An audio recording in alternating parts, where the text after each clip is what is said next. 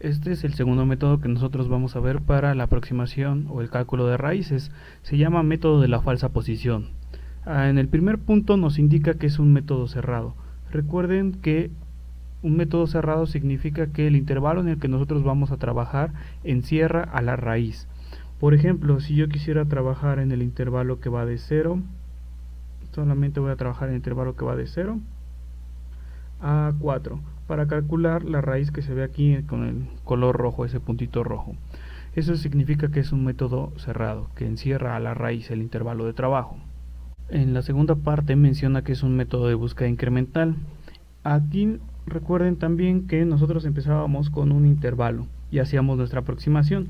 Si no servía, pues no pasaba nada, lo único que hacíamos es que acortábamos ese intervalo y esta operación, o volvíamos a calcular la raíz. Nuevamente evaluábamos si no era el valor adecuado, bueno, volvemos a hacer otra vez un corte.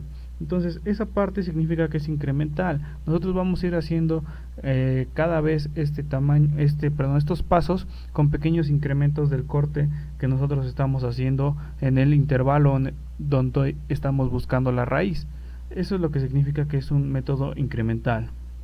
Una diferencia con el método de la bisección es que este método de la falsa posición toma en cuenta las magnitudes de la función evaluada en mi límite inferior y la función evaluada en el límite superior. ¿Cómo es eso? Nuevamente recordemos, supongamos que tenemos que nuestro límite inferior es 0, entonces la función evaluada en 0 es este punto. Y el otro que habíamos puesto como nuestro límite superior era 4. Entonces la función evaluada en 4 es este punto. Entonces, estos dos puntos van a ser tomados en cuenta a la hora de hacer nuestra aproximación. ¿Por qué es importante eso? Por ejemplo, si está mucho más cerca de 0 esta parte o este punto, lo más probable es que cerca de este punto se encuentre la raíz. Por lo tanto, tendríamos que buscar más cercano de este punto de lo que nosotros podríamos buscar a este otro punto. Por eso es importante, o es la diferencia de esta aproximación. Una forma de visualizar el efecto de esta aproximación o cómo son los pasos de esta aproximación es que si vamos a dividir el intervalo nuevamente y vamos a cambiar quizás el límite superior o inferior, pero ¿cómo vamos a hacer eso? Bueno, supongamos que nosotros tenemos estos dos puntos que habíamos dicho que son los que toma en cuenta, entonces nosotros los vamos a unir con una línea recta. Por ejemplo, esa línea recta está uniendo a esos dos puntos. Bien, ahora, esta intersección, la intersección que nosotros vemos aquí de la línea recta con el eje X, obviamente es un cruce por 0. Entonces, esta será nuestra nueva aproximación. Este pequeño cruce por 0 será nuestra nueva aproximación y nosotros pensaremos que aquí está la raíz. Y vamos a volver a hacer otra vez esa aproximación ahora con este nuevo valor.